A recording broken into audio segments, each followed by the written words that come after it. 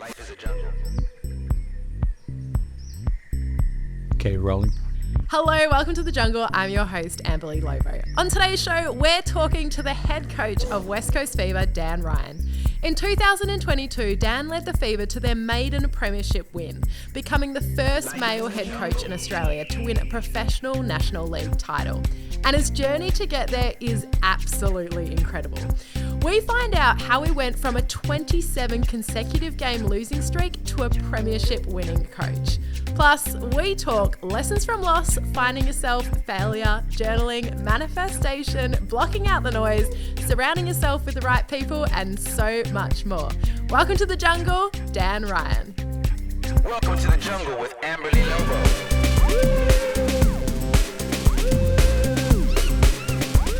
Coach Dan Ryan, welcome to The Jungle. Thanks so much for having me. Oh, it's good to have you here. I know that being in nature is your happy place, so I hope these fake plants are good. I'm all for it. I love it, actually. It's really good. Oh, no. Well, I'm honestly, so pumped for this. As background, we know each other through West Coast Fever. You are head coach. I am one of the MCs alongside my friend Taylor. Hello to Taylor if he's listening. And I've always watched you on the sideline and been a bit of a fan, but then I heard your story and I became a mega fan. I was so blown away. It is so inspirational. And today we are going to unpack how you went from a 27 consecutive game losing streak to become a premiership winning coach. So thank you so much for taking the time to be here. No, looking forward to having a chat. No, well, we're going to take it back to the beginning, right back to your childhood. So paint us a picture. What were you like as a kid? Yeah, I grew up in a little country town called Little River, just about half an hour out of Geelong, in between Geelong and Melbourne in Victoria. One of four brothers, mum and dad, and grew up on a 10-acre property. So a really active childhood in the outdoors and just a really simple, basic country living, and a really competitive childhood fighting for survival with three brothers that were trying to kill each other every single day. So you learn lots of life skills during those moments. But no, a really happy childhood, lots of great opportunities, and I guess probably having to be creative to entertain yourself out on 10 acres in a property too. So yeah, lots of fond memories for sure. What were your early netball memories? I think my mum played a lot when she was younger, and so it was always something where we'd get dragged along to a side of a court. And I remember actually even to the age of sitting in a pram watching mum play netball. Oh. And if it wasn't me in the pram, it was my younger brother Mark in the pram whilst mum was out playing a midweek ladies netball. And then mum used to watch a lot of it on TV on a Saturday afternoon when it was on the ABC, and it was something that I would then just start sitting with her and watching, and then go, oh mum, I want to do this. So she'd take me out to the backyard and would practice all the skills and all that type of stuff, and just something I got interested in at a young age, and then just started playing the game as an 8-year-old kid, and from there just the passion was instant, and fair to say quite an obsessive kid about the game at a young age. I knew everything and everybody and all the players and all the coaches, and I could imitate shooting styles and play like them. It was something that I was just really into. And so, yeah, lots of fond memories early with mum on the side of a netball court and playing in the backyard with my brothers as well. Yeah, I know a lot more guys are playing netball now, but back then you would have been a bit more of a rare breed. Did you cop any bullying or criticism from other kids? Oh, for sure. I think when in those early stages, I was always the only boy in the team and maybe one of 2 or 3 boys playing in the entire association. So we were quite a rarity back then. And, for me, in my very first team, I was playing in a team called the Owls, and I had to wear a pink T-shirt, which was a little bit confronting at the time as a little 8-year-old guy. But no, just those memories are really fond, and I actually never saw it as anything different, to be honest. And whilst I was, the only boy in the team, or a couple of us that played in the association, for me it was just I loved doing it. So it didn't really matter, in my opinion, what anyone else thought of it. And I think as you go towards the back end of primary school and then early high school, where typical bullying happens and all that kind of stuff, and everyone kind of wants to get stuck into each other. I think, certainly an easy target for some of that stuff at certain times. But again, like I said, I went back to that mentality of I love playing this, so I don't really care if anyone thinks that it's different or stupid or that I shouldn't do it or that it's a girl's game and all that type of thing. So I was lucky at a young age that I think the passion was so strong that it didn't steer me away from it. And then as I kind of went through the journey of playing the game and making Victorian teams and Australian teams through the back end of high school, it became something that people actually became really interested in, as opposed to seeing it as something different. They started to follow the journey and go, oh, he's actually really good at this. This is kind of exciting. And, in my later years of high school, I got a boys team to play in the state schools championships, and all the boys that were playing footy and basketball got into it, and they loved whether it was the couple of days off school they got, but also the competitiveness of playing a different sport. So you kind of go on a bit of a journey there when you start the game and you find your feet with it, and everyone has an opinion of it and wants to get stuck in. But honestly, if you love what you do, it doesn't matter what anyone else thinks. So you stay true to that stuff. I mean, that's a pretty good sense of self to have when you're quite young, because I know a lot of kids at that age, you care about what other people think. Where do you think you got that strong sense of self from? Yeah, I'm not too sure, to be honest, but I also think it was like I loved being good at something. And if someone wanted to call me a girl because I'm playing netball, I'm like, no worries, but I'm playing for Victoria or I'm playing for Australia. So I'm like, I'm actually pretty good at this. What are you good at? So it didn't bother me too much, to be honest. And I just think you've got to, if you love what you do and you're good at it, a lot of that stuff becomes second nature. So, I played other sports as well. I was right into my track and field and tennis at the time, but it was always just coming back to netball that I wanted to pursue as the main love. And so, whether that was having brothers where you had to stand up for yourself all the time, whether that built a little bit of resilience or strong sense of self, being, the third brother, you kind of have to fend for yourself at times and all of that type of stuff. And two very supportive parents that just wanted us to be happy whatever we were doing. So maybe all of those things through your childhood help, but certainly I was really lucky that some of that perhaps negativity or criticism or tough times didn't steer me away from doing something that was always very enjoyable. How far did you end up going with it? Yeah, so I ended up playing 15 years for Victoria and Australia, and ended up coach. ended up being the Australian men's captain and captaining Victoria to multiple national championships, and to be honest, got as far as what I wanted to achieve as a player. And I always wanted to be the best, and I always wanted to captain my country, and they were the dreams when I started the game as an 8-year-old kid. I knew exactly what I wanted to do, who I wanted to be, and how I was going to get there.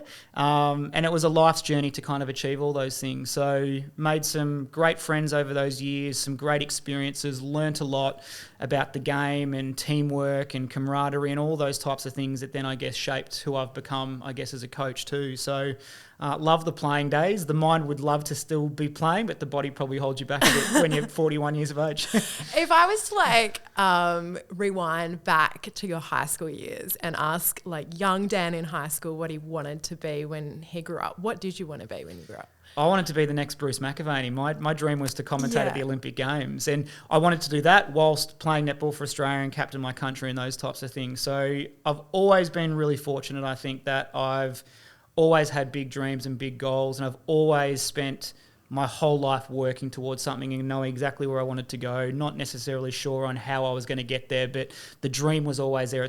Dreams have always been a big part of who I am. So, to commentate in Olympic Games and follow in the footsteps of Bruce McAvaney was the dream, and maybe it still is. But the netball goals were as strong as well. Well, after school, you sort of took steps towards that dream. You did a 2-year traineeship in TV broadcast and production, and then you went on to study journalism in uni. And I guess, like you said, media was very much the big dream. And at that same time, you were sort of going down the Netball Victoria coaching pathway. But you ended up picking up all these really cool media jobs. I know you did a lot of Australian Opens, and am I right in saying you commentated Commonwealth Games? Is that right? Yeah, had a couple of great stints working on different Commonwealth Games, and the highlight certainly being in 2010 at the Dally Commonwealth Games. I got to commentate the gymnastics and was the sideline reporter for the netball with Channel 10. And during that time, I was actually working with Channel 10 on the netball as a producer and commentator. And Dave Burham, who was the executive producer of 10 Sport at the time, was the one that gave me that opportunity. And I always reflect back on the journey in which careers take or opportunities come, that there's always somebody that's willing to give you a chance. And so I always reflect very fondly on, the interactions I had with someone like Dave Barham that backed in this young kid that had a massive dream to be a sports commentator. And, he trusted my skills and my ability and goes, all right, I want you to do the gymnastics at the Delhi Commonwealth Games. I'm like, let's do it. So it was amazing. You never get to where you want to go to without people backing you in. And I always remember that, because sometimes you just need, in really competitive environments or industries, somebody to go, yeah, this guy can do it. Let's give him a shot. And that's what that moment was for me. I just absolutely loved it. So cool. And I guess your professional coaching career, that sort of started in 2012 when you got the role as an assistant coach for the Adelaide Thunderbirds. But still at that time, you were juggling both the media and the netball coaching. How did that work? Would you just spend half the year in Adelaide and then come back to do your media work? Yeah, it was a tough one, because I think I was going full throttle with the media career, but a lot of the work was contract-based work or little freelance gigs here and there. And, it gets to the stage where like financial stability and security becomes a bit of a challenge point when you're working independently as a freelancer and not having, I guess, 12 months of the year work locked in, which is how it tends to work in the TV land. But that's why the coaching was always something that I ticked over on the side, just to kind of give me that, I guess, full workload across a 12-month period. And I was able for a good couple of years to be able to manage both side by side and, spend the first half of the year working in media, then the coaching second half of the year, and then just kind of be available for little gigs that pop up across the way. But the move to Adelaide in 2012, as you mentioned, was a little bit out of the blue and unexpected, but something that I guess opened my eyes and my door to a different avenue that perhaps I wasn't really seeing as a career prospect, because no one else was really doing it at the time. There were no male head coaches at that point in time. So I thought, I'm not too sure if the sport's going to open up its arms for me to go down that path. And as it turned out, when I started in the first couple of years at Adelaide, absolutely loved getting into the elite high-performance environment. And I talk about people that open the doors for you and give you a chance. Jane Woolens-Thompson, who was the head coach at the Thunderbirds at the time, and in that era, one of the best coaches in the world, saw a talent in me that I probably hadn't seen in myself yet too. And she's like, you need to pursue this. There's really something special there. And it was that interaction and those opportunities that I had from her that I guess sparked my interest to see coaching as a little bit more of a hobby and something that I could potentially pursue as a career. Well, you were starting, to see these glimpses of possibility, but then a really exciting job came up in Sydney with Sky News, a full-time contract to be a presenter. And you had mentioned that media had been your big focus and you'd been at this kind of crossroads. And so you decide to go all in on the media. You take that job, you move to Sydney. How did that go? Yeah, it was an interesting one. I think at the end of the 2013 season I had with the Thunderbirds as the assistant coach, we won the premiership. And I thought, and that was a 2-year build. And I thought, that's a great little segue to now like really have a crack full-time at the media. And a lot of people that I was working with in broadcasting at the time were news journalists that did broadcasting or live sports commentary on top of it. So I thought, if I want to have a full-time career in media, I'm probably going to have to go down the same route. I had a journalism degree for that reason, to be able to work in a newsroom or whatever that was going to present from an opportunity perspective. And I took the job at Sky News, and it was a presenter, reporter, producer. It was a full-on job, and enjoyed aspects of it. But also, I think the nature of it was relentless in terms of the hours and the shifts. I was having to live out quite far in Sydney. I knew nobody in Sydney. My days off were, I think, Tuesdays and Wednesdays, where no one really has a day off Tuesday and Wednesday. So that, like, the opportunity to actually build a life there was going to be quite limited. And to be honest, I just missed netball and missed coaching. I missed the fulfillment and the winning and losing and the working a part of a team to get a common result or to achieve an outcome at the end of each week. And it was probably just the reality check for me is that, yes, I love working in the media. I don't want to work in a newsroom. It's not for me, and it's not for everybody. And those that work in a newsroom will know that you either love it or you hate it. And for me, it just wasn't my type of thing. I love live sport and I love commentating and being live on air and doing that type of stuff. The thrill of that is awesome. But I think just the adrenaline and fulfillment you get from daily coaching and working with athletes and teams was the thing that I missed the most, which then just was the light bulb moment to go, you know what? At that point in time, Rob Wright was appointed the head coach of the New South Wales Swifts that played in the ANZ Championship. He was the first male head coach of the professional era. And I'm like, all right, well, if Rob can do it, I know I can. And it started the spark to return to Adelaide. And then from there, I guess the dream to head coach and pursue that avenue came to life. Well, yeah, so you returned to Adelaide in the assistant coaching role, and the opportunity bus comes up and the head coaching role spot becomes available, and you put your hand up for it, but unfortunately you don't get it. Was that a bit of a blow at the time?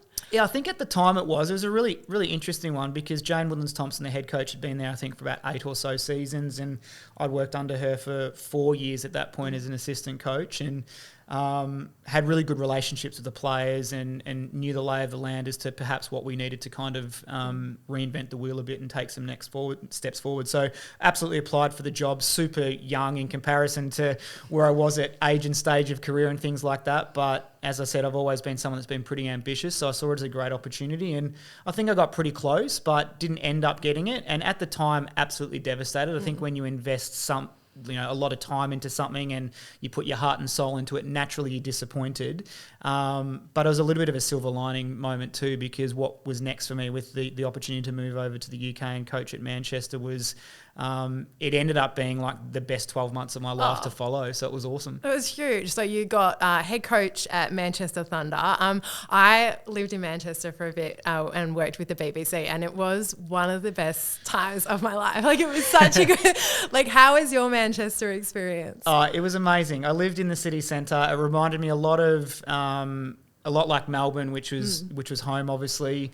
The vibe, the diversity, the culture, the craziness. Like, the city was just like next level, like just cool, so cool. And I think I really enjoyed going there, not really knowing anybody and jumping right out of my comfort zone to make a whole new group of friends that really had no idea what netball was or what I did, but they grew an interest in it. But I was just able to kind of have like this great balance of pursuing my career coaching at Manchester Thunder in the UK Super League, and I was doing a little bit with the England Roses program at the time too, and then just had the chance to have great life balance and just enjoy another city with great people and make lifelong friendships. So it was honestly one of the best years I've had in my entire life because it was just so different to what I was used to. And you learn a lot about yourself when, you pack a suitcase and go and live over the other side of the world and know one or two people. So I encourage everyone to do it at some point in time in their life. Well, yeah, you were in the flow of things and things were going really well. And that opportunity bus comes back around. The Adelaide head coaching role is back up for grabs and you're asked to apply for it this time. And you get it. Like, what was your reaction when you got it? Were you excited? Yeah, it was absolutely excited. I think it was a really interesting time because, as I just touched on, I was loving what I was doing in Manchester and saw some great longevity there beyond just a 12-month period, and really had sights set on what the next 3 to 4 years could look like from a career perspective and also just like a lifestyle perspective. That was really amazing as well. But my passion for the Thunderbirds club and the team and the players was really hard to deny. And again, being someone who loves a challenge and, is really driven to make a positive impact and those types of things, I saw the club and team was struggling, and, being that optimist that I am, I thought that I could go and help and make change. A little bit naive, I think, in terms of how hard it was going to be, but my passion to reconnect with the club and I guess give back to them after they gave me so much in the 4 years I was there as an assistant was something that I was really determined to do. So I said yes. It was a very tough decision, but... How do you make a decision like that when you're in the fork of the roads? And like you said, you are loving Manchester at this point in time. You've got this great work-life balance, like your head coach over there, and then you've got this like Adelaide thing calling you home. Like, what was your decision-making process? Yeah, it was tough. I spoke to a lot of people that I trusted. It was the first year of Suncorp Super Netball, so it was the bright, shiny lights of a new competition. So to be a part of that was a lure. And then I think probably just the ultra competitor in all of us high performance coaches is the challenge. Like, it's really hard to turn down what a great challenge looks like. So that's kind of how I saw it. And to be honest, I did have some really good relationships with the players in that Thunderbirds group that I was keen to connect back with and I guess support them through what was a tough year in 2016 for the team. So it's all those little things that weighed up. My brother just had his first child, so I kind of thought being a little bit closer to Melbourne might have been a good thing. So it's all those things you weigh up, but I think I could have gone either direction and found my feet with it. But no regrets either way because, I think every opportunity you take will give you something good, bad or indifferent, and it'll hold you in good stead for the future regardless. Well, you've taken the Adelaide job. You come back to what you think is going to be your dream job. But but unfortunately, the dream turns into a bit of a nightmare. Run us through it. Yeah, it was tough. I think, and look, probably fair to say, I probably did go in a little bit, not naively to a point of knowing how difficult it was going to be, but also you only know what you know. So a lot had changed over that 12 months period from when I was there to then going back. So the club was in a pretty tough position. There was a lot going on that needed to be worked through. Recruitment was really challenging, and probably just the relentless nature from day one being on the floor was just like something that I'd never experienced before in my life. And the stress and the anxiety and the ruthless nature of the day-to-day, I think it actually had a physical impact on me that I'd never experienced before. My whole body, no joke, broke out in psoriasis from stress, and I had never had psoriasis in my life. And so I was like, I'm covered from neck to toe in this because of the stress of it all. And eventually you kind of find your feet with it and get in control of all the different things you need to be across. But it was just a brutal 2 years of constant challenges, back against the wall. We were struggling with resources. The organisation was in a tough point too. So we're all on survival mode for 2 years, to be fair. Not just me as the coach. The players were struggling, the staff, the organisation. Everyone was having a tough time. So it was just one of those waves that clubs go through, I think. And it was unfortunate that I was head coaching and that was the wave we were going on. But at the time, it was just doing everything you can to kind of keep your head above water and trying to be positive and get through it. Because I do look back now and go, I'm not sure how I got through 27 losses in terms of... 27 consecutive losses, right? Yeah, so I think in 2017, the very first game of the year, we play West Coast Fever. We have a great comeback, we win. And then from that point on for the next season and the following season, we don't win a game. Oh, so no. Yeah. it was brutal. And I think... probably one of the most challenging parts for me, which I think was probably the best thing that could have happened in hindsight. It was the first time in my life that I felt like I wasn't achieving. And I've always been a high achiever as a kid and set a goal, achieved it, onto the next thing. So winning was what I was used to and winning was what I knew. And I'd experienced losing before, but we all lose and then you get back on the horse and go again. And this was just a whole different ball game. And I think it was a major reality check as to how hard it is to win, how important it is to respect losing in terms of what it can teach you, and understanding what you need to be successful around you, not just as the coach, but the club and all of those resources that go into it. It's a big picture thinking. You're one piece of the puzzle as the head coach, and you need everything to be working in alignment to gain success. So I think... whilst, as I said, at the time, it was one of the most challenging and confronting experiences of my life, when I was able to step away from it and gain some clarity and perspective, I'm like, that is the best 2 years that I have needed in my life and career to understand the big picture, which will then hold me in really good stead when times are successful, which is what I'm getting to experience now with my West Coast Fever team. But also have a deep appreciation for what losing can teach you. And you've got to have an equal respect for winning and losing, because both are incredibly valuable, but you have to be able to handle both the same. Yeah, what kind of toll did that take on you, I guess, over 2 years, 27 losses? That's 27 times you're giving a post-match debrief, 27 times you're having to pump the team up, 27 times you're having to rebuild, a playing group and give them the hope and possibility that it is, that they will win the next one.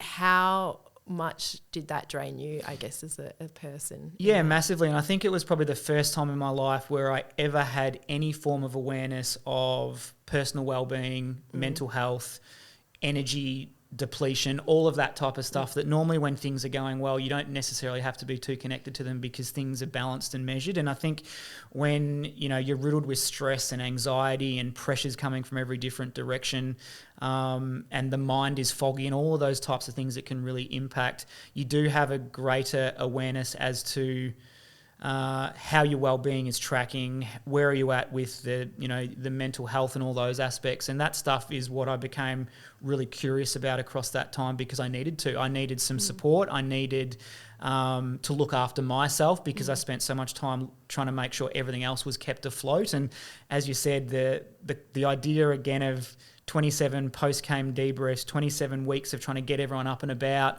believing that we can do something. I look back now after, this season we had 2 losses in a row and I'm like, how did I do that 27 times? I'm like, it was quite triggering. So I think it's, probably one of the big lessons that I take out of it as a head coach, I'm very mindful of what I need to be really healthy mentally, what I need to have really stable well-being and what works for me, and how I protect my energy, because I always think as a head coach that every time I'm in front of my team, I have to be at my best.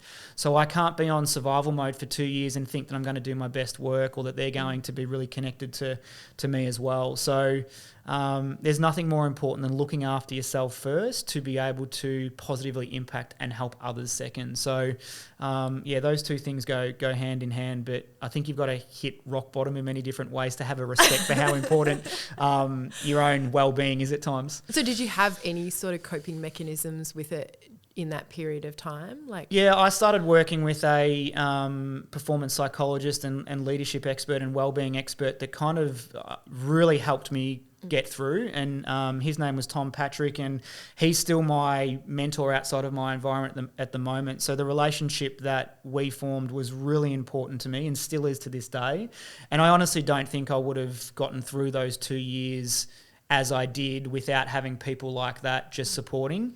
And you need to have people there that you can trust, but also are willing to, give you the hard word when you need to, but also just kind of, have a hand around your back when you need it as well, and be there for you. So I think those people are really important. So that kind of started my journey to be really connected to my own self and what I need and all of those types of things. And I think they're things as a young head coach that you learn over time.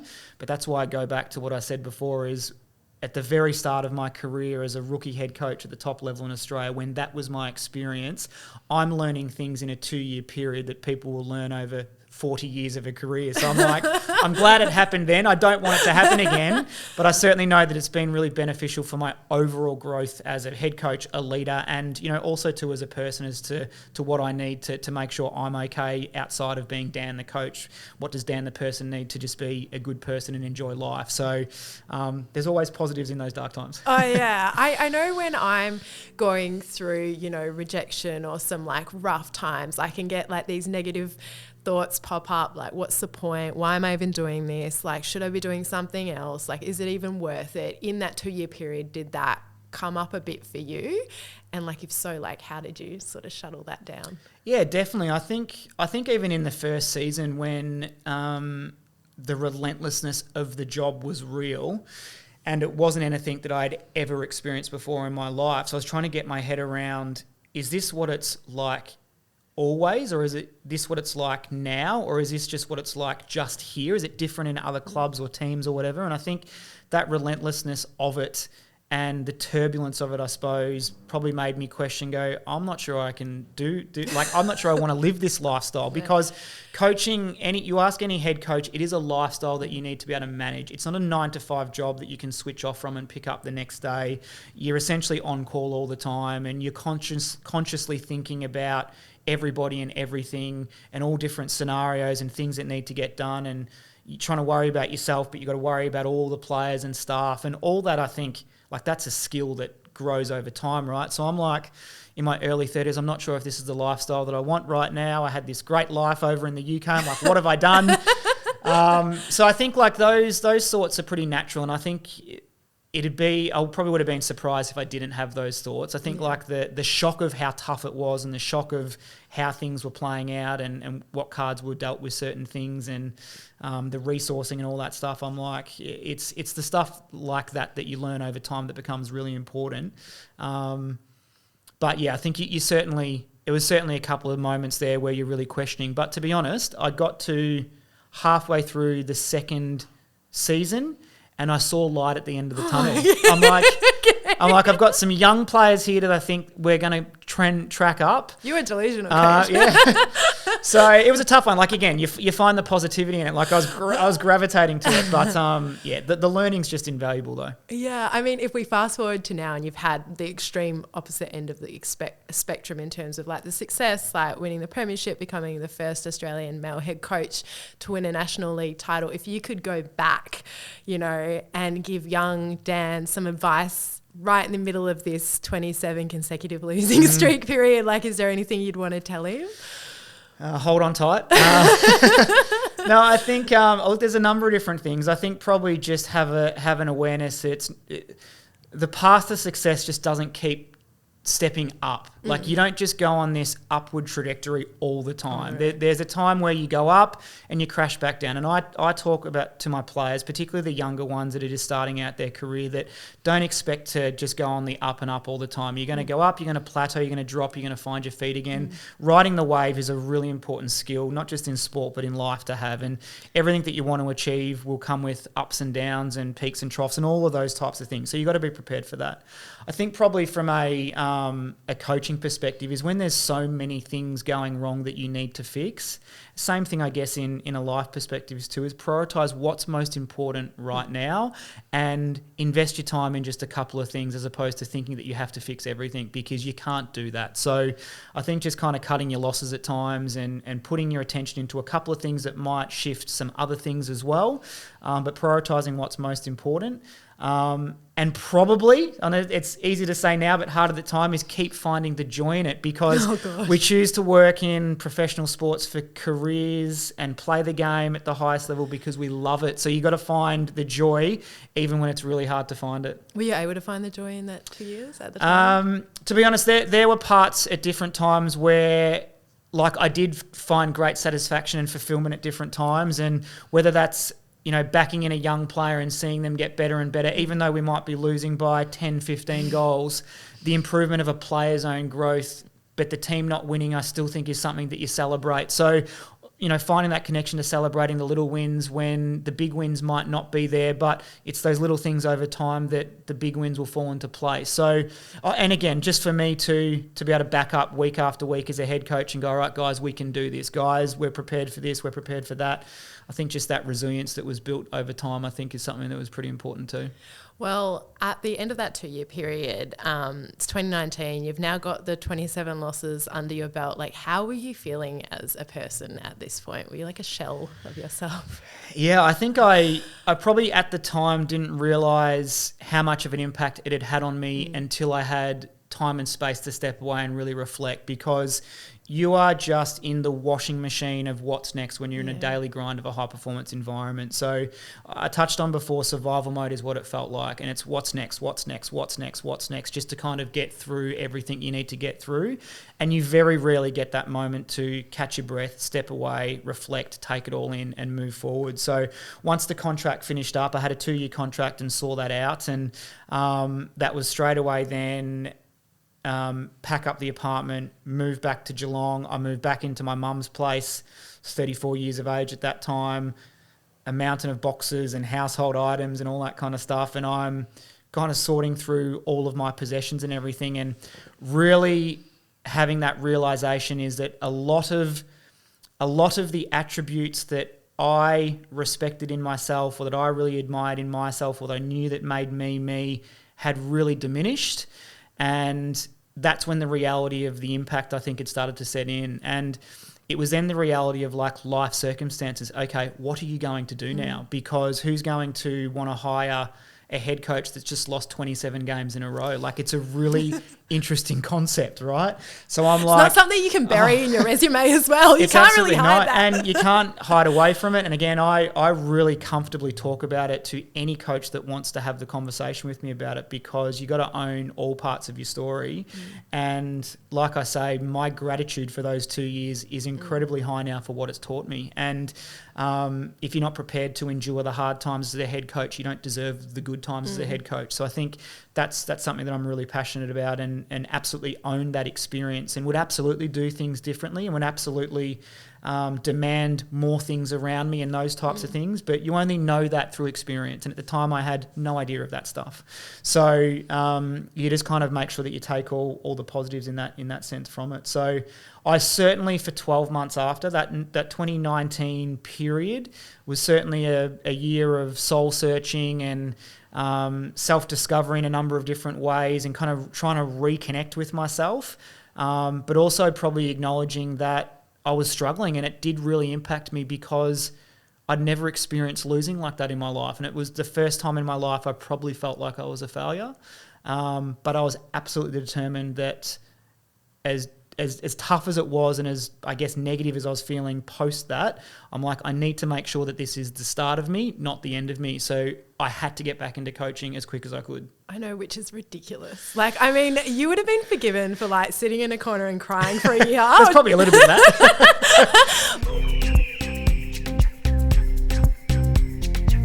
But then instead you go back to Manchester, this time in an assistant coaching role, and you also are the inaugural head coach of Leeds Rhinos. I mean, what were you thinking in terms of, I've got to get back to coaching? Like, was it... Yeah, look, there was a couple of jobs that had popped up once it had kind of gone public that I was leaving Thunderbirds at the end of the season. There's a couple of jobs that come on the market, and one was... the first one was the Northern Ireland head coach to coach the World Cup in 2019. And so I saw that as a great opportunity to coach on the world stage. But from a financial perspective, I couldn't move over to Northern Ireland for that job, because it wasn't a full-time job by any means. And it's not how it really works in those international, with the international teams outside of the top four, where those jobs are full-time. So I really wanted to take the opportunity, but I just didn't know how I was going to actually live and survive. So I was really grateful that Manchester Thunder, my former club in the UK, said, we can give you an assistant coach job just to bolster up the salary a bit, which was great. So I was able to kind of get 2 jobs there that covered all of my expenses, and then just had to live off a little bit of my own money across that 12 months to kind of get through. But there were little sacrifices that I had to make to get back out there and keep coaching, and just very grateful again for Northern Ireland and Manchester Thunder for, I guess, throwing out the helping hand to the coach that needed it. But that was really important for me to get out there and embrace different experiences. And I think too, like, just the Northern Ireland experience was a really special one, because it was back to working with amateur athletes that were working full-time but really committed to their craft. We're going off to the World Cup. The girls are selling water bottles to help fundraise it. Like, really pure passion and the love of the game type of stuff, which was great timing for where I was at and what I needed. And just, the Irish are great fun. So we had a really good time together, and I thought that whilst that 12-month period was going to be hard yakka financially and, not too sure what was next, it all worked out really well when, as you mentioned, the Leeds Rhinos job come up, and I was able to take on that director of netball and full-time head coach role, which put me back on a good balance on a kind of secure level playing field. And that job was cool because it was everything that I'd learnt over the Adelaide years, and then beyond that, it was my chance now to put it into action. So some great experiences over in the UK, and very, very fond memories, and thankful for the people that have always had my back over there. Was there ever any consideration after the Adelaide thing to stop, or you were just so determined to keep going with the coaching? No, there absolutely was consideration. I think because I did love coaching. As hard as it was, I still loved it. I still had a passion for it. I'm a sicko, but I did still love it. But I think there was also the lure of getting back into the commentary, and I had a few conversations with Channel 9 at the time, but the way it was kind of working out timeline-wise, with having to make a decision around accepting coaching jobs in the UK and then waiting for broadcast opportunities, I was still probably going to be in the same spot around where's the next paycheck coming from, how am I going to do this where am I going to live? How am I going to make it work type of thing? So I just thought probably at that point in time in my life, based on, like I said, I need to get back to coaching quickly. This has to be the start of me, not the end.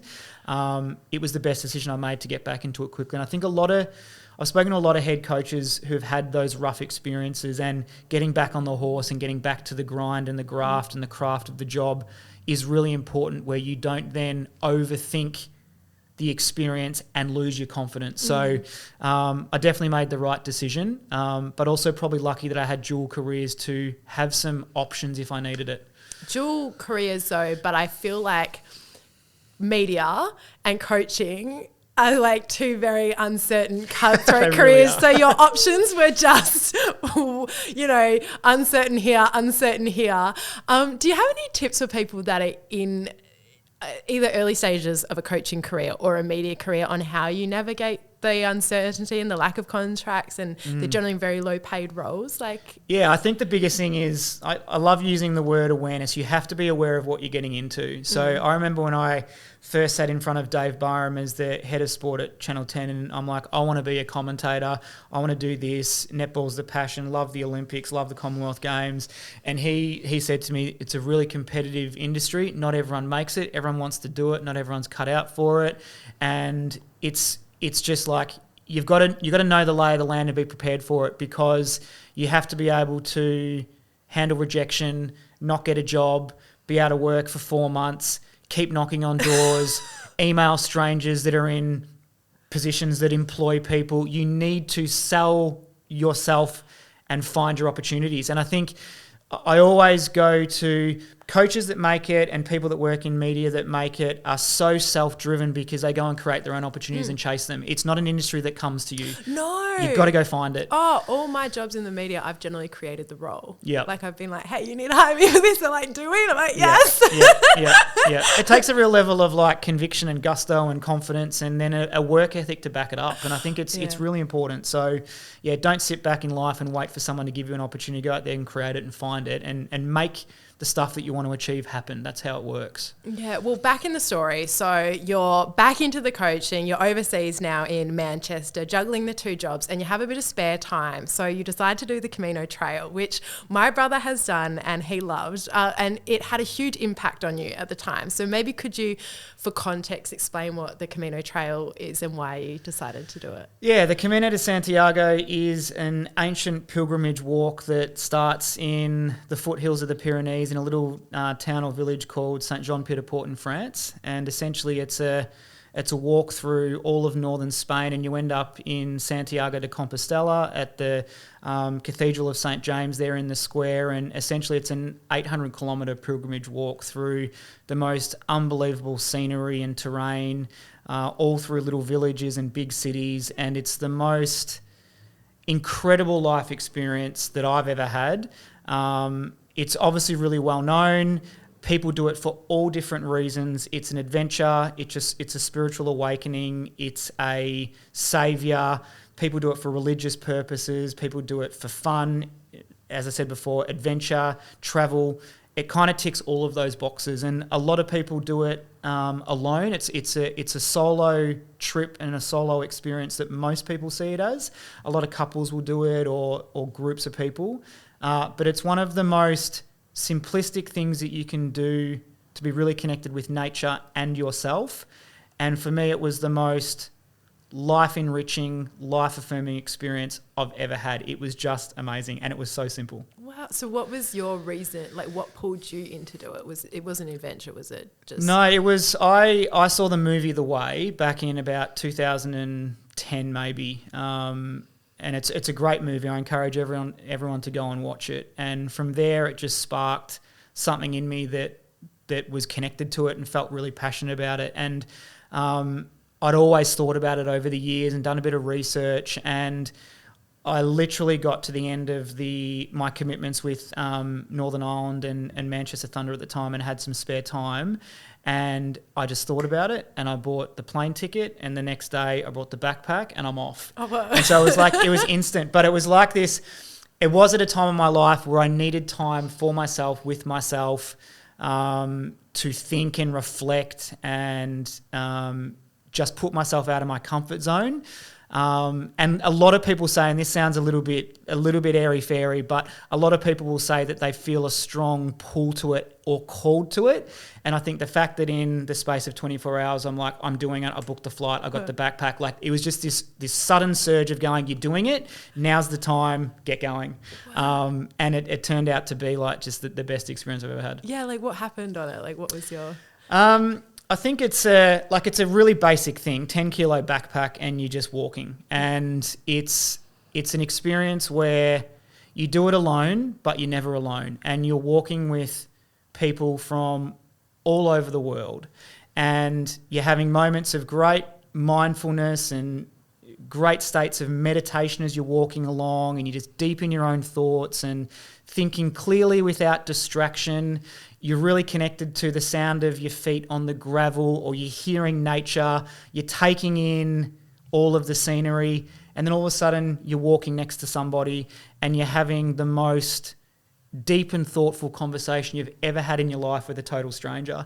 And this is the beauty of the way, is that everyone says that you have conversations and you talk about things with people that you wouldn't even talk to your nearest and dearest about. And it's just at a level that is like incredibly vulnerable, absolute authenticity. No one knows who you are or what you do. You're just having these great life conversations.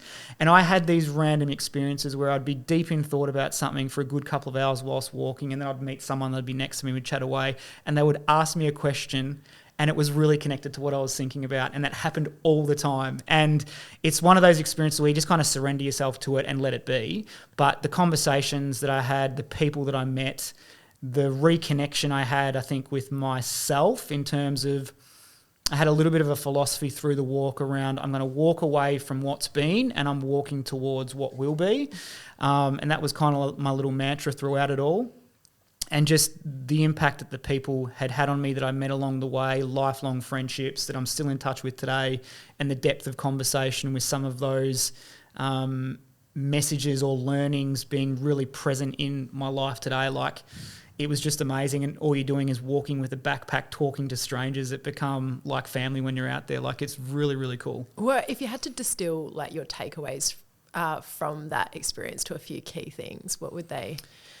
Yeah, it's a good question. I think there's probably two that come to mind for me. Is by the end of the walk, I had made a decision to bring back into my daily life, which is what a lot of people talk about, is what are you taking from the experience you've just had to then shift into to normal life. And so the two things for me that really resonate is look forward to something every day. So for me, as simple as it is, I wake up in the morning and I look really forward to having my first cup of coffee. And I love coffee. Just sitting on the couch, having the coffee, being in that moment and just enjoying it. And whatever's to come for the rest of the day, whether you're really excited about what's coming or you know there's a big pressure day and there's lots on, you're just in that moment enjoying that, and then everything else is a bonus after that of how that day goes. I think that was something that always resonated with me. There's something to look forward in every day, just connect with it.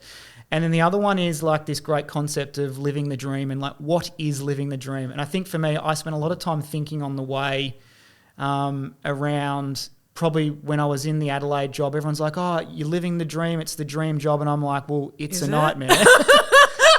So I got really curious and spoke to a lot of people across the walk and across the pilgrimages. What is living the dream, right? And so for me, living the dream was when everything feels in alignment, balanced, poised, and there's things to look forward to. So things like, I feel really healthy, I feel organised, I'm connected with nature, job's going well, relationships are going well. It's living the dream is a moment in time. It's not a thing that goes on forever and ever and ever. And there's no such thing as a dream job that's always dreamy. There are some really shit things about everybody's job. But no, living the dream of being in the moment. And I always now have these moments where I feel like everything's in place, just to stop and go, this is what living the dream is, this moment here, right? So that stuff's important. So yeah, that'd probably be two of the main takeouts. Look forward to something every day, and then when you're living the dream, just be really mindful that it's a moment in time and enjoy that moment, because they come and go very quickly. Oh, everything goes so quickly. Well, so after this Camino Trail, you're back in the UK. Things are going really well. You're in the flow of things. You end up taking the Rhinos to the finals in their first year, which is huge. And then the opportunity bus comes back around. This time it was with the West Coast Fever in Perth, and you decide to put your hat in the ring for it. Given that the last time you were in Australia in a head coaching role, you had the 27 losses, did you have any kind of imposter syndrome around, or like lack of confidence in putting your name forward for it? Not so much a lack of confidence or imposter syndrome at that time. I think the Leeds Rhinos job was a really important one for me to action all of my learnings that I'd gained over the early stages of my head coaching career, and for me to see that come to life. And I think it was such a pure experience in the fact that it was an inaugural club, an inaugural setup, and we had to build everything from the ground up. So it was a blank canvas. So everything that I was passionate about, knew, learnt, gained from a team culture perspective, a playing style, a relationships, all of those key things that make team and club and connection really important. It was the opportunity to build it from zero to where we got it to. And watching that process unfold and build session on session, week by week, not just on the court but off the court, and then how the players were playing. And to get to the finals in the first year was really great validation of all of the knowledge that I gained and how I was able to utilise that in a collaborative way with the people around me. So that was one of my best coaching experiences that I've actually had, to be honest. And I felt ready to go back into Suncorp. That was probably the most important thing, because when I left Australia, as I said before, I wanted to make sure that it was the start of me, not the end of me, but also that I would go and do the hard yards again and do the graft and the grind and drop down a couple of levels and go back to grassroots coaching, which I did, coaching. That's what I was going to say. 10s and 11s. Yeah. Like I did all of that stuff, right, which can be really, like, it's humbling work, but I think it's really important and a demonstration of how committed I was to get back to where I wanted to get to. So that was really important. But I felt like I was ready to take that next step and return to Australia and coach at that level with something to contribute. But also very aware that we're going to go through a really lengthy application process, and it wasn't just West Coast Fever determining if I was the right fit for them, but also with everything that I'd learnt from all of my experiences and some of the knowledge I guess I'd gained, was West Coast Fever right for me as well? Because I think that synergy and that connection between coach and club, and where the club is at and where the coach is at, needs to be really aligned. So just going into that process with a little bit more wisdom and experience, I think, was so important for me. And I actually love the application process and the extensive recruitment process, because I think for myself and Fever, we both got to the end of the line with no question off the table, and everyone really comfortable that this is the path we're going to go forward. So I felt really good about it and felt ready. And then when you start the job, you're obviously, okay, it's real. So perhaps a little bit of imposter syndrome pops up then, or more so maybe the reality of, like, the pressure of the job is back, right? So the process to put your hat in the ring is the fun part. To get the job is the reward. And then you're like, well, now the real work really starts. If someone's tuned in and they're struggling with the step on putting their hat back in the ring, because maybe they've had their version of the 27 losses, they've had a crack at something and it didn't go according to plan, and now they want to have another go at it, but they're a little bit maybe put off from their last experience with it. Do you have any advice on how they can, like, take that step back into the game and put themselves back in? I think it's a great question. I think it's about owning your story and being able to demonstrate the lessons you've learnt from it and how you have or will action those lessons across the way. And I think that was a real part of my pitch in my application, was 27 losses happened. Absolutely. It was real. I lived it. I own it. I was a part of it. There was a lot of other factors, but I was the head coach at the time, and this is what I've learned from it, and this is what I've done subsequently to demonstrate growth. This is how valuable that was. This is what I learned here. This is the wisdom I've gained from that moment. And so it actually became something that absolutely was a part of who I am as a person, coach, professional, leader, etc. But one bad experience doesn't and shouldn't shape who you are. if you don't learn from the experience and do the exact same again, well, that's on you.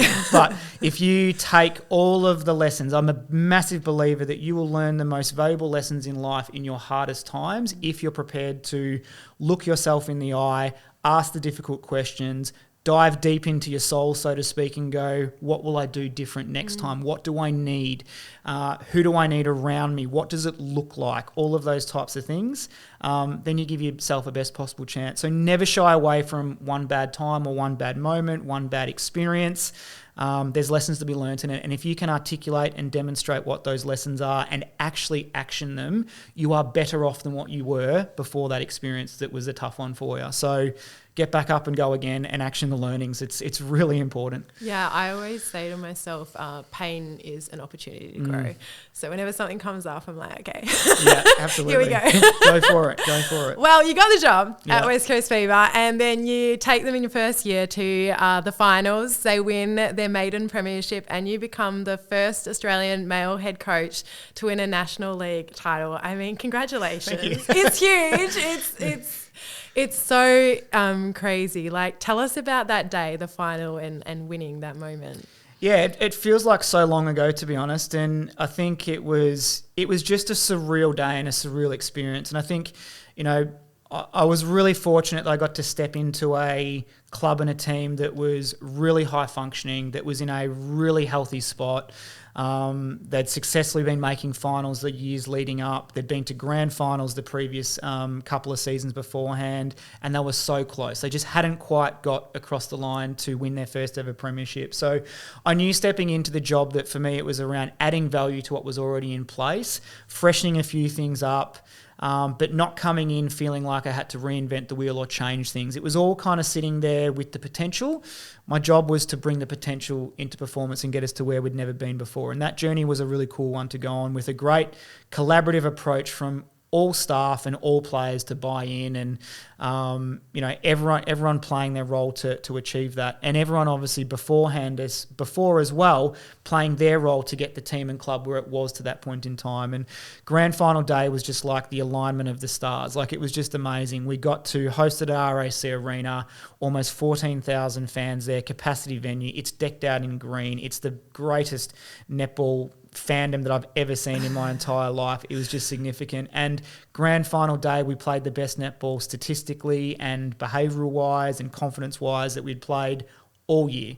And to put it out there on that day, there's always a little bit of that destiny that kind of comes into your thinking a little bit. We worked really hard to be in that moment. We were ready for that moment, and we just owned the moment when we were out there. And the full-time siren goes, and I think just the elation on everybody's face.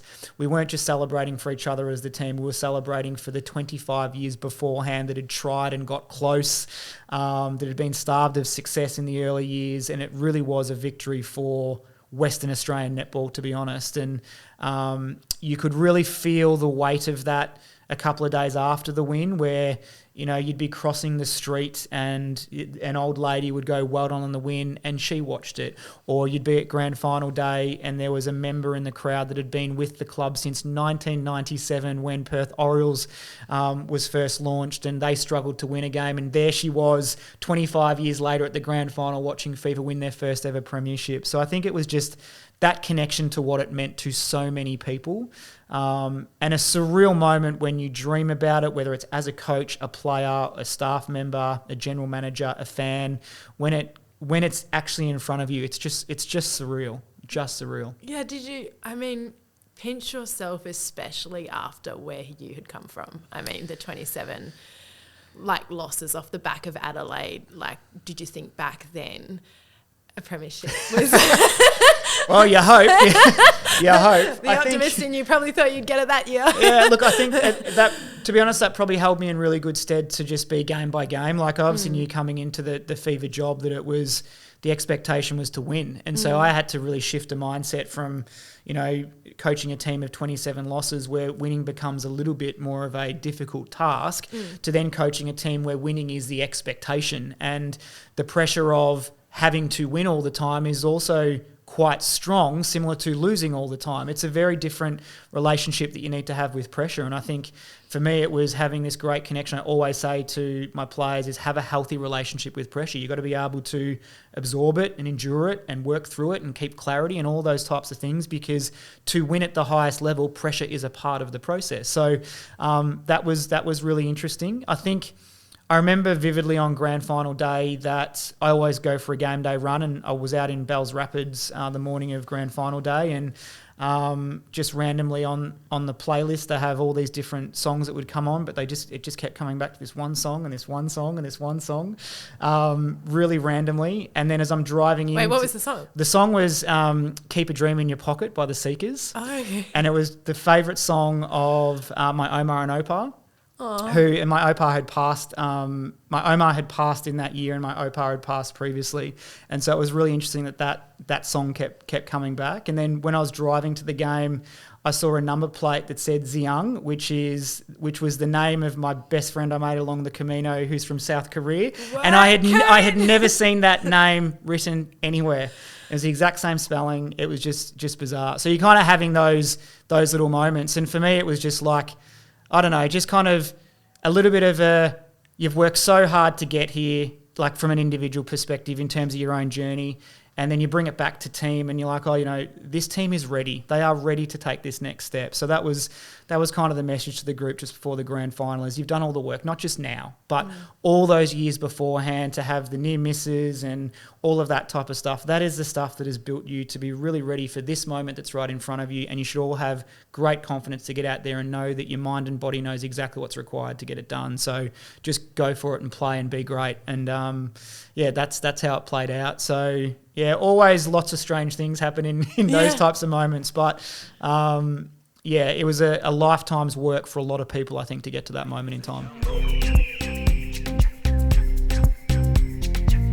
Since your professional coaching career started in 2012, like I said, you've experienced the extreme highs and the extreme lows. And, I think your story is so impressive because of where you came from and because you just kept stepping forward and going forward and going forward, even though sometimes it would have felt like you were stepping back. And I've said this to you off camera, but I find you so inspirational and just congratulations on like everything that you have achieved. What was, I guess, the biggest highlight in all of this, or the moment you felt most success in all of it? As a coach at Fever, or just in general? In general. I mean, in your entire netball career. Good question. I think probably, and I have said this before, one of my proudest moments would be getting the Fever job. And that moment being told that congratulations, you're our preferred candidate, we'd like you to take the reins, here's the contract. Just for the reflection on where I was and the hard yards I then made the commitment to go back to, and the sacrifices, personal, financial, all of those types of things that you make along the way for it to be worth it in getting to back where you wanted to go, where you set your mind to in a moment that was really dark, that I don't think any people thought was going to be possible, even myself, to be honest. So it was probably just a moment for me to, in getting that job, understand the importance of my self-belief to chase a dream really hard, but do whatever it takes to get there, and not just wishfully think and hope, but actually go and create it, put yourself in uncomfortable positions, jump on a train for 3 hours and go and coach the under-10s at a private school in nowhere middle England, like all that type of stuff that I think becomes really important. It's just doing the hard work to be ready for it. And if you want something bad enough, you find a way to make it happen. So that moment will be something that I never forget, because it's not so much the moment, but it's the journey that leads up to it. And I think one of the great lessons I learnt in coaching one of my athletes, and that an athlete taught me, I had the chance to coach Jade Clark, who's one of the most capped England players of all time, and she was my captain at Leeds Rhinos. And England have tried for years and years and years to win gold medals on the world stage, and they finally won the gold medal at the 2018 Commonwealth Games on the Gold Coast.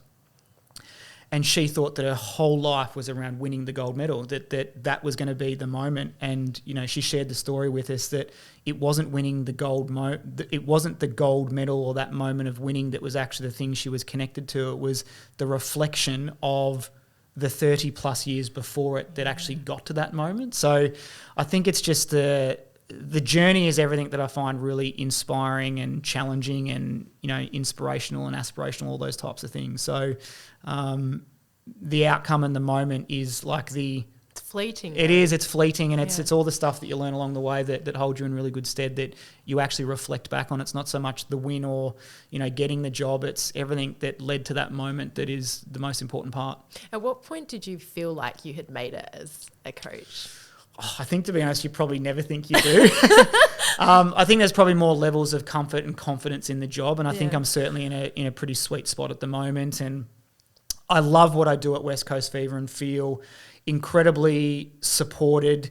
It's an incredibly well-resourced high-performance system, and that's probably, you know, the biggest difference I felt stepping into this job when I did at the end of 2021 compared to when I stepped into it at Adelaide is here I'm one piece of the puzzle. I'm an important piece of the puzzle, but and I hold a lot of accountability and responsibilities, but the assistant coach, the PA, the physio, the general manager, the captain, the rookie player, everyone is equally as important. And so the collaboration to work together and the expertise within the staff to share the load is what's really important. And it allows me as the head coach to concentrate on my coaching craft, be really in tune with culture, and be really connected to my players without being bogged down with all of the other things that don't sit in my remit, which is probably what happened in Adelaide. We were really under-resourced where everyone's doing stuff that they shouldn't be doing. So how do you do something well when you don't have the time and space to do it? So, I'm certainly feeling like I'm thriving in my current job, but getting better and better all the time and learning along the way. And I think that's just the stuff you love. That's living the dream, right? When you feel like you're doing something a little bit better each week, or you're learning something new and then you're putting it into action. I love the playing group. I love the staff we have here. And, you know, we had quite a bit of turnover at the end of 2023, and that journey in rebuilding the group has been one of the most rewarding and exciting and fulfilling experience I've ever had. So it's great to see us going really well again this year too. Well, seeing as we got the head coach in the jungle, I wanted to end the show with a bit of a game plan for life, like a life coach. Deep, very deep. Yeah, we're doing it. Okay, so I wanted to start with journaling because I know you are a journaler. So could you maybe explain your journaling practice to us? Yeah, this is something that I started when I was about 15, I reckon. When I made my first Victorian team, I was 15, and so I straight away got stuck into goal setting, and obviously just buy an annual notebook, jot down all my goals and notes and little reflections across the way. I remember, like, I used to always on the morning of New Year's Eve write a year review and then set some goals for the next year. Like, I was just really random like that, but I always had stuff I wanted to achieve, and a lot of it was like based around, you know, my playing career and things like that at the time, and it kind of evolves as your life gets a bit more broadened than being a 15-year-old. But yeah, I would have journals back from when I was 15 all the way to now, and at the moment I use them slightly differently. They might be something that, you know, if it's a heavy time where there's a lot going on and you've got a lot of thoughts in your head and there's big decisions to be made, I'll quite often use it as like just a bit of a brainstorm, brain dump type exercise, just to kind of free the weight a little bit. And often you'll pull out a little bit of clarity from what comes from the pen when you put on the paper. I'll occasionally stop and just do a little bit of a reflection on how I'm going and how the team's going and what's to come. But just staying consistent enough with it where you just feel like you are dumping thoughts, reflecting on things, forward planning, and just getting it. And if you're not wanting to have conversations with people all the time, which I can find really tiring, so I'll pick and choose who I want to like really collaborate with or seek advice from. And then that's probably my space just to get thoughts out of my head without having to talk, just write it down and let it go. So, I think it's a really important practice. Is it like, are you writing in a physical book or on a laptop? Yeah, no, in a physical book, like in a notebook, all old school, and then like the book's just piling up year after year. I don't look back on them. I was going to say, that'd be a bit cringe. But, no, actually, I heard this podcast, and the psychologist was saying that like some of your greatest learnings can happen when you actually go backwards and read some of your old journals. But I'm with you. I wouldn't want to read my high school one. Look, I probably have done it a few times, and a lot of those books will sit in, like all the ones from back in the early days will sit in storage back in Little River in Dad's shed. And when you read some of those ones back, you're like, I remember there was probably when I was about 17, I would have written one, first male head coach of Melbourne Vixens or Melbourne Kestrels. And I didn't actually realise that back then I was aspiring to that. I think it was just something that was kind of like a bit of a pipe dream. Yeah. And then when I'm now coaching Fever, I'm going, back then there was a part of me that was dreaming of that stuff. Wow, what else did you write on the list? So, I wonder if that's come true. I'll have to get back to you on that stuff. But no, I think it's helpful. I think it's always good to, and again, it just keeps you accountable at times when you are setting goals to check in on that type of stuff. But I think also like reflection and self-awareness comes from doing those types of things, of being connected to your thoughts, and even if they're really uncomfortable thoughts, just put them down. And I think it can make a big difference in getting clear mind and clear focus. Yeah, I think they say that which you're not aware of, you can't change. Do you have a process? Say, I know you talked about when we caught up earlier, you had the Firebirds loss earlier in the season and you got on the plane and you just like mind dumped what was going on. Do you have, say, if something you have come from a loss experience or a negative experience, do you have questions that you're prompting yourself with ever? Or is it more just literally what's in your head on the paper? Yeah, it's a bit of both. I think that was an interesting one after a different process that I used after that Firebirds loss. Is I had a lot of questions that I wanted to answer because I wasn't sure on a few things on where we were. So it's almost like writing an essay, right? There's the question. Now just dump your thoughts to see if by the end of it you can get to some form of clarity. And I spent like a good 5 hours on that flight just typing next thought. And I actually sent it off to my assistant coaches. And then they all kind of read it. And then the next day we jumped on and had our coaches meeting, and the synergy of all of our thoughts was really interesting. So from having a really busy, confused mind, I guess, for 24 hours, and then going through that process of just chucking it all down, and whether it was right, wrong, or indifferent, to come out the other end with clarity, which I said before, like prioritize what's most important. There's a lot we need to fix right now, but what are the priority areas? Simply by doing that, the common themes and trends will pop up and emerge. So that worked out really well for us because that was a busy time. One of the things that I've gotten into at the moment, I don't know if you've tried it, is I ChatGPT journal prompts. Have you ever done that? I've got no, they're really good. We're all over ChatGPT now too at the moment. We love it. Give me a strategy for this game. Yeah, yeah, we love it. The second thing I wanted to get your advice on was manifesting, because I've heard so many different versions with athletes on the importance of like mentally rehearsing something, like coaches often tell them to do that. Is that in any way a part of your life and your practice? Yeah, absolutely. I think it's always throw out to the universe what you want and then hold yourself accountable to go and chase it. I think it's something I've always done. I've never shied away from what I want to achieve, and when I'm coaching, what I want the team to achieve. And, I always spend my off season building the blueprint of where we are and where we're going to go and all of the processes and where we're going to get to. So it's always big vision thinking with a plan in place and manifesting that in a step-by-step methodical way. And I'm always massive on, like I said, throw it out to the universe and then get working hard to go and bring it to life. And I was on a Zoom call with Kathy Freeman a couple of weeks ago. Well, name drop, it was awesome. It wasn't me and her. It was she was hosting the Zoom call. So I've jumped onto it, but there was an opportunity to ask questions, and I'm like fanboying all over Kathy. I'm like, this is brilliant. I'm going to ask a question. And the question I wanted to ask her was, like, in the lead up to the Sydney Olympics, I look at Kathy's performance under pressure at the Sydney Olympics as the most incredible performance against all of the type of pressure and scrutiny she was under at that point in time. And my question to her was around, how often did you allow yourself to dream of being the Olympic champion with the need to be in the present moment to do what you need to do to be ready for that moment? And her response was really cool. It was all around, I dreamed every day of being an Olympic champion. I would wake up every day acting like a gold medalist, acting like an Olympic champion. So when I trained like I was an Olympic champion. And so that manifestation of being who you want to be every day, every moment, to then get to be that person is a really important thing to do. And a lot of people will say, you don't want to be so focused on the outcome and miss the process. I'm like, you need to know what the outcome is and what you're working for, and you need to be so driven to get there, and then you need to be so connected to the moment and the process and the steps that actually bring that to life.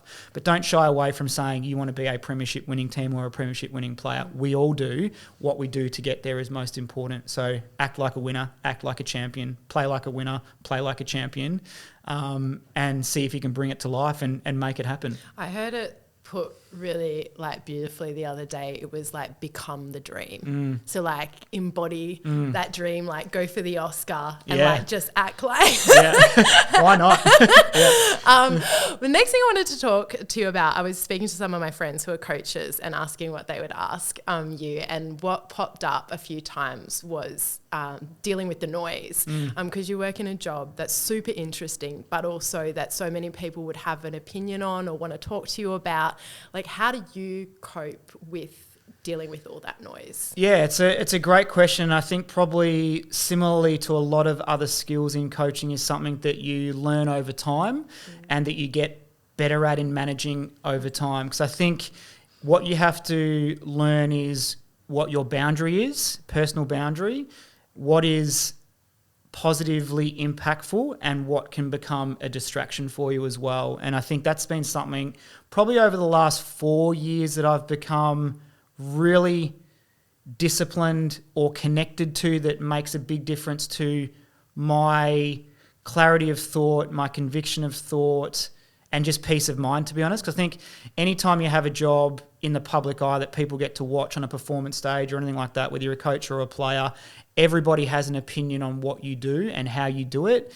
And for one person that loves you, the next person will hate you, the next person will think indifferently about you, right? So you really can't please everybody, and you should never try to do that. So the opinions of people that matter are those within your inner sanctum. So from a coaching perspective, for me, it's my other coaches, it's my players, it's probably, connection to CEO and board and those types of things. And then your own personal inner sanctum of people that you trust. And then you stop it there. That's the only opinions that matter. And that's where you keep it quite succinct and quite streamlined. One thing I do when you get in season is I mute or hide all of the social media channels that talk netball or netball news sites and those types of things. And I just don't consume it. Even when you're winning? No. Even when I'm winning, just disciplined to not buy into it at all, right? And there'll be stuff that you still kind of see here and there. And, there is a part where you got to keep your finger on the pulse as to what's happening around the league too. But just being disciplined as to what you do and do not consume, and then what's enough and then what's too much, and then just protecting yourself from, I guess, anything that can be misinformed, ignorant, all the stuff you don't need to know, right, which goes with professional or public jobs that people see, watch, do, and everyone has an opinion of. So that's a skill that's learnt over time, and I think it's something I always try and remind the players is, stay out of the comment section, don't get caught up in that stuff, stay in our fever bubble, all of that type of thing. But I think it's important, coaches, players, anyone in high-performing jobs where everyone,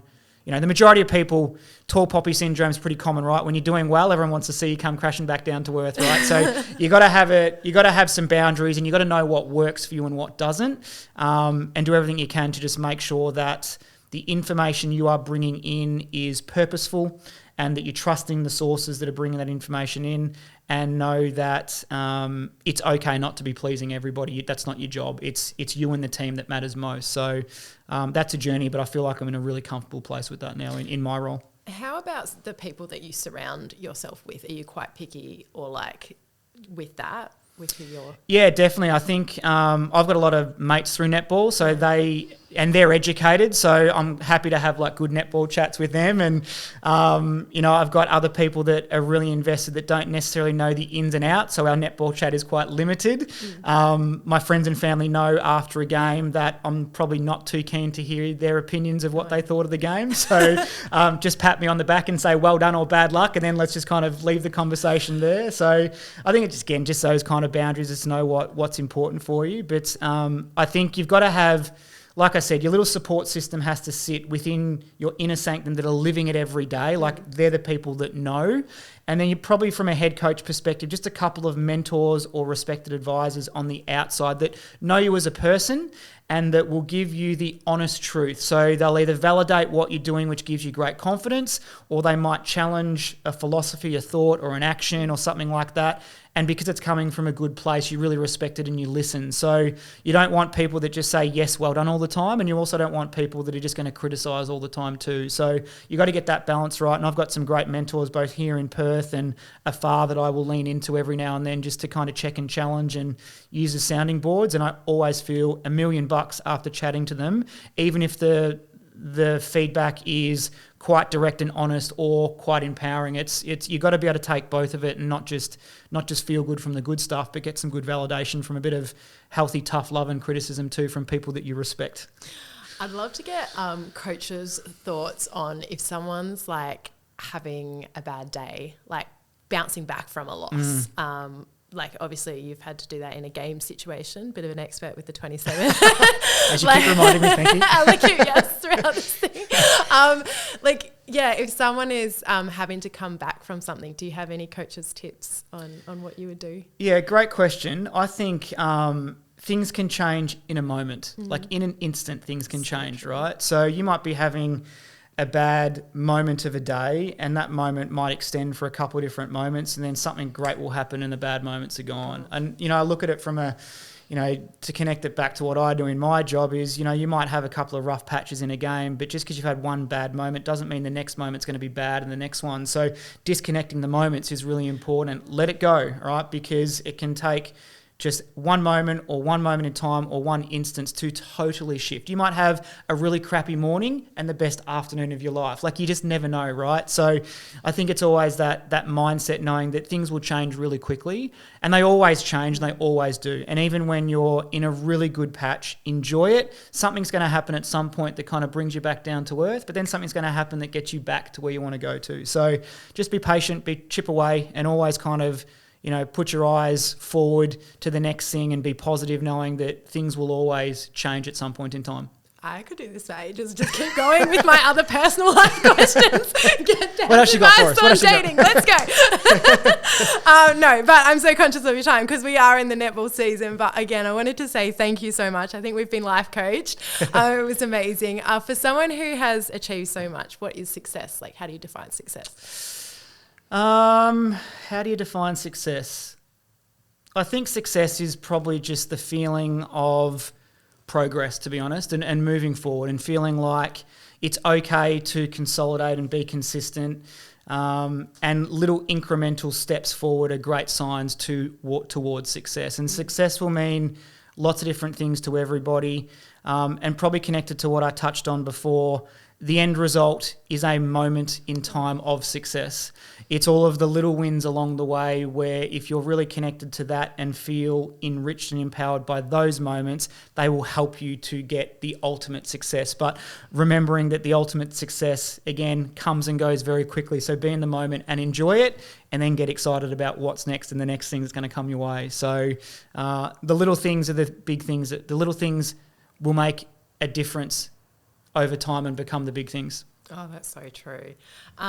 Coach, where can people go to follow you on social media? He's not going to answer because we're in season. But yeah, where can they go? No, Instagram's always a good one. I don't mind on Instagram. I'm not on X anymore. I've still got an account, but I don't look at that, so don't bother. LinkedIn, if you're a professional wanting to get in touch and talk leadership, culture, coaching, feel free. Or otherwise, come to RAC Arena. Watch a West Coast Fever game. That's where you'll find us. Yeah, that's the best place. Sell. That's right. Well, once again, honestly, thank you so much. I've said this 1,000 times, but I find your story so inspirational. Can't wait to see what you do next, whatever you do next. Just lastly, life is a jungle. Have you got any parting wisdom on how to navigate the jungle of life? Just live the most fulfilling life. Expect to ride the highs and the lows, be present in every moment, and know that there's always light at the end of the tunnel. So live life, enjoy it, and make the most of it because we're going to get one shot at it. Oh, that was amazing. You like that? Yeah, that was so good. Thank you so much for listening. We hope you enjoyed that episode. Don't forget to come to a West Coast Fever game. And of course, you can get any more information on the show on my website, amberlylobo.com. Have an amazing day, whatever you're up to. Goodbye. Welcome to the Jungle with Amberly Lobo.